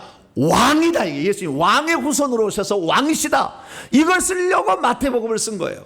그러니까 마가, 누가, 요한복음보다는 훨씬 더 구약 성경의 말씀을 인용을 해서 129회를 인용하고 선자의 말씀을 이루려 하심이라 해서 구약 성도들이 신약의 성경으로 넘어올 때 아무 이상 없이 그렇구나 라고 이어지게 하려면 이 다리 역할을 마태복음이 제일 역할을 잘하거든. 마가복음보다, 누가, 요한복음보다 훨씬 더 잘하거든. 그러니까 후대 사람들이 복음서가 4개가 있었어도 마가복음이 먼저 쓰였어요. 다 보면 정황적 증거를 보면은. 그런데 마가복음보다는 마태복음을 앞세워야 되겠다. 그래서 마태복음을 앞세운 거예요. 그래서 구약과 신약의 교랑 역할을 해주면서 자연스럽게 유대인들을 기독교인으로 인도하는 역할을 잘 감당해 주니까 유대인들도 구원을 받아야 되잖아요. 그래서 마태복음을 맨 앞에 이렇게 내세우고 있다라는 것입니다. 그리고 이 마태복음은 예수님은 그렇게 유대인들을 이렇게 사랑해서 그들을 구원하려고 했지만, 이스라엘 집에 잃어버린 양을 구원하려고 오셨지만 그들이 거부함으로 이방인들도 복음을 듣게 되었으니 이 복음을 듣는 이방인들이여 기뻐하라. 할렐루야. 그리고 끝내. 그러니까 우리가 지금 대한민국은 이방인이요. 뭐라고요? 우리 이방인 똘감람나무요. 우리는 똘감나무, 바울의 말이에요. 똘감나무예요. 원감람나무는 이스라엘 백성이잖아요. 우리는 똘감람나무인데 이 대한민국 사람들은 자기들이 원감람나무인 줄 알아. 막 예정론에 빠져가지고 한 번 건 영원한 구원이라고 막 자부심을, 말도 안 되는 얘기를 그렇게 해. 그 틀린데 안 틀리는 회개와 천국복음이라는 책이 있어요. 가피풀닷컴에서 회개와 천국복음 사보시면 다 나와. 내가 틀린 게 뭐 틀렸는지 다 적어놨어. 여기다가 예정론이 얼마나 잘못됐는지 쫙 써놨어요. 그래서 이 마태복음은 결국에 주제는 왕으로 오신 예수 그리스도, 그리고 이 쓴 목적은 구약에 약속된 메시아가 예수님이다. 할렐루야. 이걸 가르치려고 지금 독자들이 흔들리고 있으니까, 핍박받고 막 다시 돌아오라 하니까 아니야, 이제는 더 이상 가짜로 가면 안 되고 진짜로 와야 된다 라는 사실을 이미 예수님이 요 66년에 기록되면 예수님이 30년에 돌아가셨으니까 33년 전에 일이 끝나는 거잖아요. 제사가 끝나는 거잖아요. 그래서 이미 완성했어. 율법의 완성자로 오셨어. 이 얘기를 하려고 했다는 것입니다. 그래서 우리는 이 책이 언제 어떻게 누구에게 쓰였는지를 확인할 수가 있게 되고 주제와 그 다음에 쓴 목적에 대해서 알 수가 있게 되는 것이죠. 자, 그러면 이 마태복음의 놀라운 특징은 뭐냐? 특징은요, 천국에 대해서 얘기한다는 거예요. 뭘 얘기한다고요? 천국. 천국이 총 몇 번 나오냐면 31회가 나와요. 아까 내가 잘못 얘기했네. 13회가 아니라 31번 나와요. 천국이라는 단어가. 천국이라는 해 바실레이아 톤 우라논, 복수의 우라논은 우라노스의 복수예요. 그래서 이건 뭐냐면은 하늘들의 왕국입니다. 그러니까 그 하늘이 헤븐즈예요. 더 킹덤 오브 헤븐즈예요. 하늘들의 왕국인 거. 천국이라는 말이 그냥 하늘 왕국이 아니에요. 하늘들의 왕국입니다. 원문을 직역한다면. 그러면은 마태라는 사람은 왜 하나님의 나라를 천국이라는 말을, 이 독특한 표현을 썼을까라고 한번 생각해 봐야 되죠. 천국이라는 말을. 그것도 하늘들의 왕국. 시간이 없는 관계로 결론부터 말씀을 드릴게요. 하늘들의 왕국. 나는 이것을요, 작년에도 몰랐어요. 정확히 뜻을 설명을 못했어. 신학자들은 어떻게 설명하느냐? 하나님의 이름을 부를 때 하나님의 이름을 함부로 못 부르니까 하늘이 말했다 이렇게 얘기하는 거예요. 뭐라고요? 하나님이라고 말을 못하고 하늘이 말했다. 그런 개념으로 천국을 썼을 거라고 신학자들이 얘기를 했어요. 그러나 저는 거기서 한 걸음 더 나아가서 무엇을 얘기했냐면, 이 천국이라는 개념은 이 마태복음 읽어보면은 들어가는 문제가 있어요. 항상 들어가는 것으로 얘기를 해. 마태복음 5장에 너희가 서기관과 바리새인보다 더 낫지 못하면 천국에 들어가지 못하리라. 마태복음 7장에 보면은 하나님의 뜻대로 행하는 자라야 천국에 들어가리라. 마태복음 18장에 가면은 어린아이 같이 되어야 천국에 들어가리라. 그 다음에 또 들어가면 부자가 천국에 들어가는 것이 얼마나 어려운지, 들어가는 게 얼마나, 낙타가 바늘이 들어가면 어렵다. 들어가는 문제 계속 얘기한다고. 장소적 천국을 얘기한다고. 그래서 우리는 장소적 천국까지 얘기했어요. 작년까지. 우리가 천국이라는 개념은 상태적인 천국을 말하는 것이 아니라 장소적 천국을 말하기 위해서 마태는 이 단어를 썼을 것이다. 그래서 우리의 구원은 마태복음 3장 2절에 세리 요한이 회개하라 천국이 가까웠느냐 했는데, 마태복음 4장 17절에 예수님이 회개하라 천국이 똑같은 단어를 써요. 그 문장을 써요. 그리고 우리는 천국이 가까웠다는 하는데 그 천국이 상태적 천국이 아니라 장소적 천국이 가까웠다는 거예요. 할렐루야. 그래서 우리의 구원의 완성은 천국에 들어가야 돼. 그래서 들어가는 문제를 하기 위해서는 천국을 쓴 거예요. 천국을. 그래서 우리는 장소적 천국에 들어가야 돼요. 그러나 상태적 천국을 얘기 안 하는 것이 아니에요. 상태적 천국도 4번이나 얘기를 해요. 자, 대표적인 얘기를 해봅니다. 자, 마태복음 12장. 마태복음 12장 28절입니다. 마태복음 12장 28절 읽습니다. 시작. 그러나 내가 하나님의 성령을 힘입어 귀신을 쫓아내는 것이면 하나님의 나라가 이미 너희에게 임하였다. 천국이 너희에게 임하였다 이렇게 안 하고 하나님의 나라가 임하였다. 그러니까 천국이라는 단어를 안 쓰고 하나님의 나라를 썼던 이유가 있겠죠. 이것은 상태적 천국을 얘기하려고 그러는 거예요. 상태적 천국을. 그러니까 귀신이 오늘 이 땅에서 쫓겨나게 되면 이 땅에서도 하나님의 왕적 통치, 예수님의 왕적 통치가 임한다는 거예요. 할렐루야. 그러니까 이 땅에서 우리가 귀신을 쫓아내지 않고서는 천국이 뭔지를 경험하기 어려운 거예요. 사실 다 사탕 발림이요. 다른 것은 다 귀신 쫓겨나가야 진짜 천국이 오는 거예요. 상태적 천국. 그리고 마태복음 4번에 걸쳐서 하나님 나라를 이야기하는 거예요. 그래서 다른 복음서에는 상태적 천국에 대해서 예수님이 안 한 얘기를 해. 예를 들어 누가복음 봅니다. 누가복음 17장.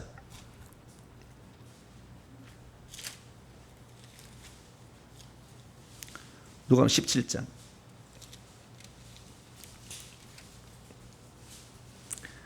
20절로 21절 읽습니다. 시작. 바리새인들이 하나님의 나라가 어느 때에 임하나이까 묻거늘 예수께서 대답하여 이르시되 하나님의 나라는 볼 수 있게 임하는 것이 아니요 또 여기 있다 저기 있다도 못하리니 하나님의 나라는 너희 안에 있느니라. 하나님의 통치가 거기에 있으면 거기에도 하나님 나라가 임한다는 거예요. 그래서 하나님의 나라가 상태적 천국으로서 이 땅에도 임하는 거예요. 그것이 뜻이 하늘에서 이룬 것처럼 이 땅에 이루어지라는 기도예요. 그런데 상태적인 천국을 자꾸 얘기하게 되면 뭐냐면은 저 공간적으로 실제하는 하늘들의 왕국을 사모하지 않아요.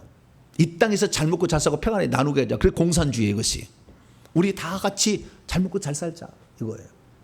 그래서 예수님은 이 상태적 천국이 잘못되어서 이것이 틀린 건 아니지만 이걸로 가지 않게 하기 위하여서 상태적 천국 이거 가지 않게 하기 위해서 마태복음 이 천국은 들어가야 된다. 끝난다. 집중적으로 얘기했다는 것을 마태가 확실히 구별해서 써놓은 거예요. 마가복음, 누가복음은 똑같은 본문이다. 하나님 나라라고 돼 있어. 천국이란 말이. 근데 여기만 구별해서 썼다니까. 그래서 우리는 들어가는 천국에 대해서 공부를 하셔야 돼요. 할렐루야. 앞으로 이제 쭉 얘기할 거예요. 어떻게 들어가는 것인가? 왜 못 들어가는 것인가? 들어가는 문제만 얘기한 게 아니라 들어가서도 누가 거기에 큰 자가 되는 것인가?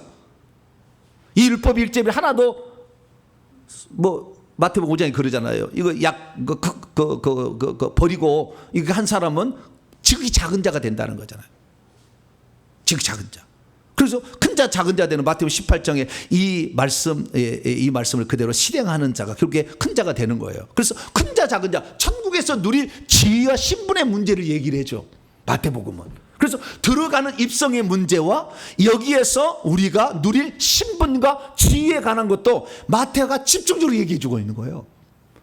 마태복음 공부하셔야 되겠어요? 안 해야 되겠어요? 그럼 나는 하기 싫다. 그러면 마가복음 공부하셔요. 나는 누가복음 공부할래. 그럼 공부하셔야 돼요. 그리고 그것을 이 천국에서 지위와 신분을 한마디로 제가 만드는 용어인데요. 차등상급이 있다. 뭐라고요? 차등상급이다. 천국에 입성하는 문제와 차등상급의 문제를 천국 비유를 통해서 얘기를 한다. 뿐만 아니라 차등 지옥도 얘기해 주니 마태복음 25장에는 마치 천국은 이와 같으니 하면서 그 천국에 못 들어가는 자가 성밖과 바깥 어두운 데와 영영한 불, 지옥으로 3등분, 지옥도 3등분으로 얘기해 준다. 여기까지 우리가 확인할 수가 있는 것이죠. 그래서 예수님께서 복음을 전파하실 때 오직 마태복음만 쓰는 용어예요. 자, 마태복음 4장 23절. 예수님이 이 땅에 뭐하러 오셨느냐? 뭐 했느냐? 천국 복음을 전하러 오셨대요. 자, 마태복음 4장 23절 시작. 예수께서 온 갈릴리에 두루 다니사 그들의 회당에서 가르치시며 천국 복음을 전파하시며 백성 중에 모든 병과 모든 약한 것을 고치니라. 그래서 제가 천국 복음 전한다니까요. 할렐루야. 다 하나님 나라의 복음이요. 우리 잘 먹고 잘 살자, 공평하게 살자 맨날. 휴전선에도 평화의 지대를 만들어서 우리가 다 평화하게 살자. 악한 영이 안 나가면 안 돼. 북한 김일성이 뭐 김정은이고 악한 영이 나가지 않으면 절대 평화 안 와. 말도 안 되는 얘기요. 그래서 지상에 그런 천국을 만들자고 평화, 경제적인 평화, 정치적인 평화를 만들어 얘기했으니까 틀렸어. 천국에 들어가는 천국을 알아야 돼. 그렇게 하려고 마태복음을 쓴 거예요. 그리고 그 나라가 우리가 추구할 나라인데 이 땅에서 잘 먹고 잘 살 평안하게 이렇게 하는 거 아니다. 이거 아니다. 그걸 얘기해 주는 거죠. 마태복음에서.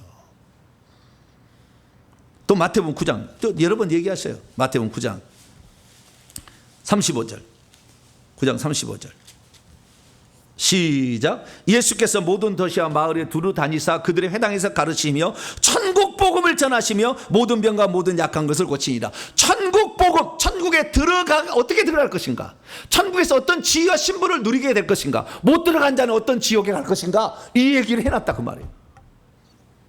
마태복음 24장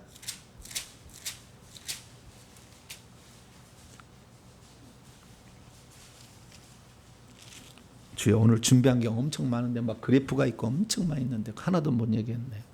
다음에 또 얘기해야 되겠네. 중요한 핵심을 우리가 알아야 되니까. 자, 마태복음 24장 14절입니다. 주님이 언제 오시는가 딱 얘기해놨어요. 주님이 언제 오시는 것인가. 자, 시작. 이 천국 복음이 모든 민족에게 증언되기 위하여 온 세상에 전파되니 그제야 끝이 오리라. 이 회개와 천국 복음 외치는 동탄 명성기가 잘 돼야 되겠어요? 못 돼야 되겠어요? 그러려면 여러분의 헌신이 땀이 필요해. 하나님은 절대 그거 모른다고 하지 않았어요. 딱 기억할 거예요.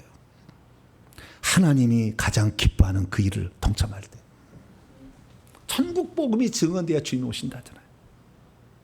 근데 이 천국 복음을 전하지 않으면 다 상태적 천국만 얘기한다고. 여러분 다 예수 믿으면 잘 삽니다. 귀신이 안 나가는데 어떻게 그게 돼? 불가능해. 여러분 그래서 손에서 피가 나오도록 회개를 하셔야 돼. 할렐루야. 나중에 제게 안수를 받아서 불이 나가야 돼. 그 귀신을 제압할 수 있어야 돼. 막 잡아버려야 돼. 그러지 않은 것은 다 립싱크요. 실제가 안 와. 왕국의 실제가 안 온다고. 그래서 왕국의 헌법이 마태복음 5장 6장 7장이에요. 그 왕국에서 어떤 자가 높은 자가 되느냐, 지혜심이 높아지냐, 이게 마태복음 18장 얘기예요. 성경 이 마태복음 완전 천국 덩어리로 돼 있어요. 그래서 누가복음은 회개복음서예요. 내가 얘기했는데 뭐라고요? 회개복음서예요. 거기는 계속 회개 얘기해. 누가복음 5장에 그 베드로가 고기잡이 이제부터 주여 나는 죄인으로서 회개, 계속 회개만 얘기한다. 그러니까 회개 복음서라 한다면 마태복음은 천국 복음서예요. 할렐루야. 그래서 저는 마태복음을 더 좋아하고 사랑하는 이유는 물론 다른 거 안 사랑한다는 거 아니에요. 그런데 마태복음을 좋아하는 것은 이 방면에 보다 더 적극적으로 우리에게 알려주기 때문에 그래서 들어간다. 자, 마지막 이 말 한마디고 다음 주에 또 계속 합시다. 그러면 왜 하늘들의 천국이냐? 이걸 몰랐어요, 내가. 천국의 실상을 알기 전까지.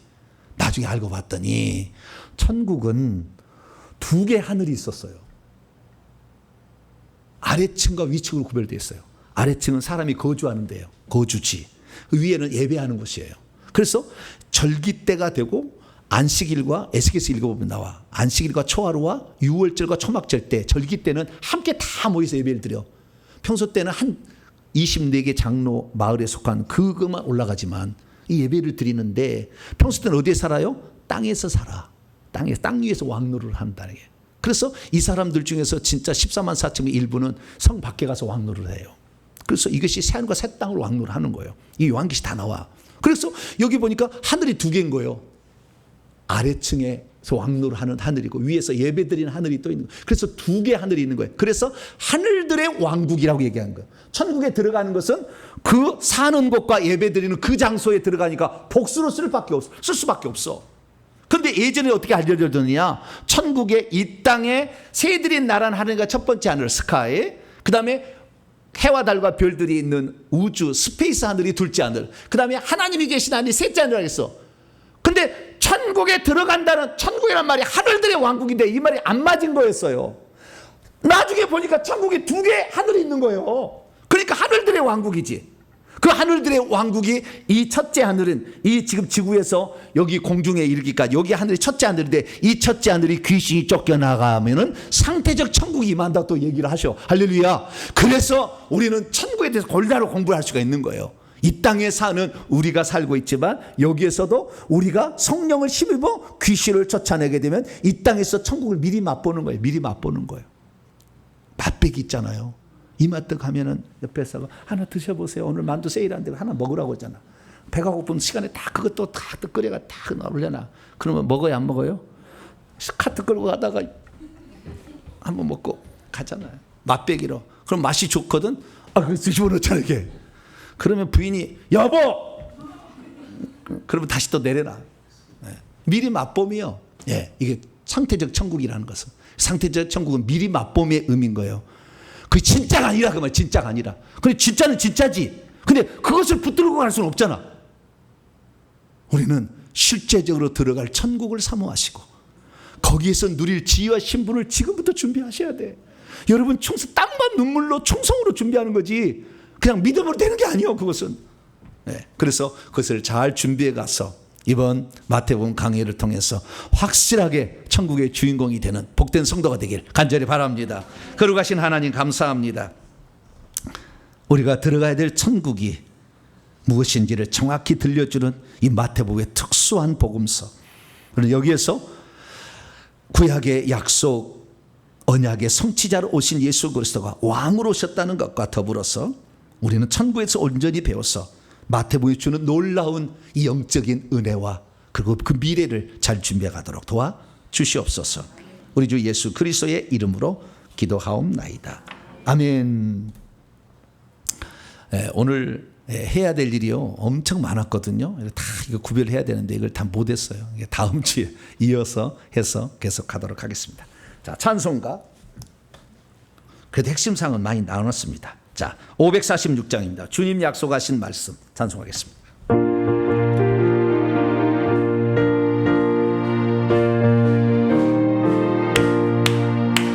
주님 약속하신 말씀 위에서 영원토록 주를 찬송하리라. 소리 높여 주께 영광 돌리며 약속 믿고 굳게 서리라.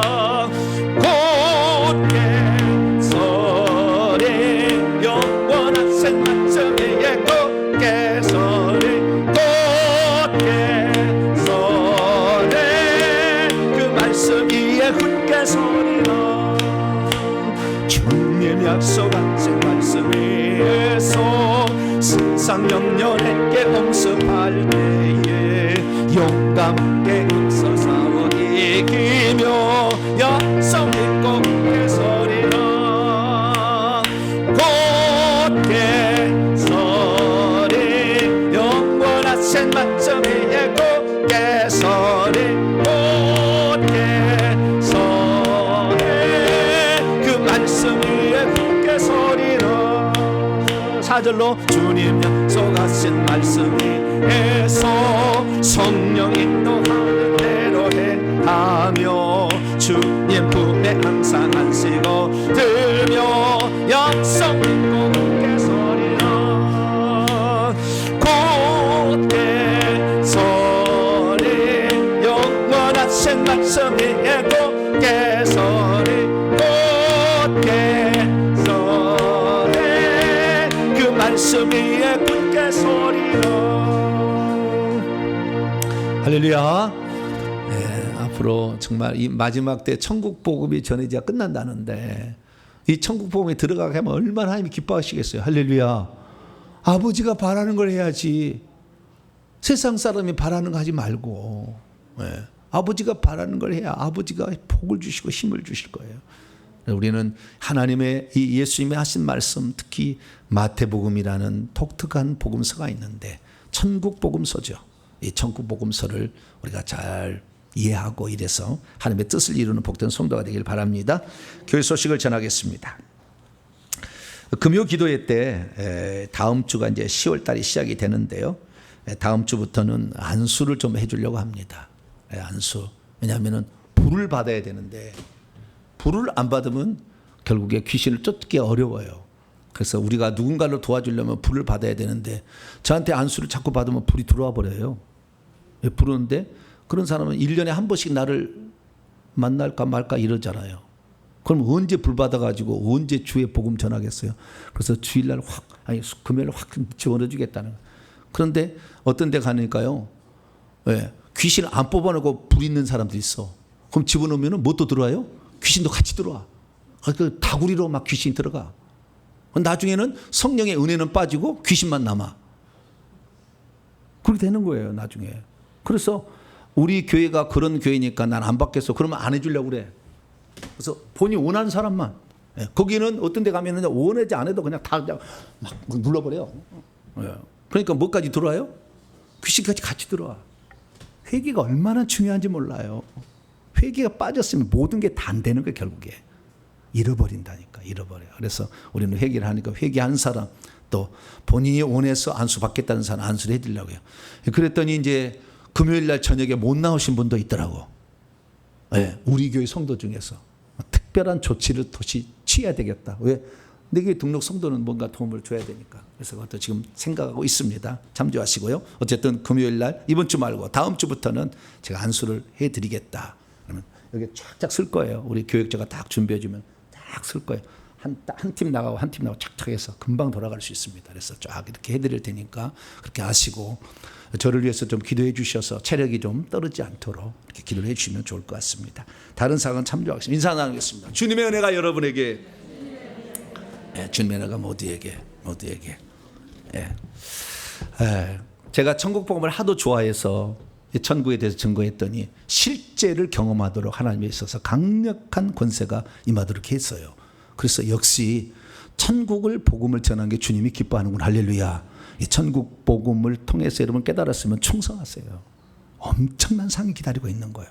마지막 1시간 남은 우리 오후 5시 인생에 이제 6시면은 해가 질 거예요. 그 지기 전에 해 돋는 아침부터 힘써서 일하라 하듯이 하나님, 내가 이 마지막에 하나님께 조금 더 귀중하게, 깨끗하게, 정직하게, 진실하게 쓰임받기 원합니다. 나를 사용하여 주시고, 더 회개는 우리가 해야 될 일, 내가 회개 더 감당하게 싸우니 하나님 나를 불쌍히 여겨주시고 내 가정부터 살릴 수 있는 그런 자가 되게 해주옵소서. 다음 주에 교회 운영연회 가운데 우리 교회 나갈 방향들이 잘 설정되게 하여 주옵소서. 주여 한번 부르고 우리 기도하고 마치겠습니다. 주여!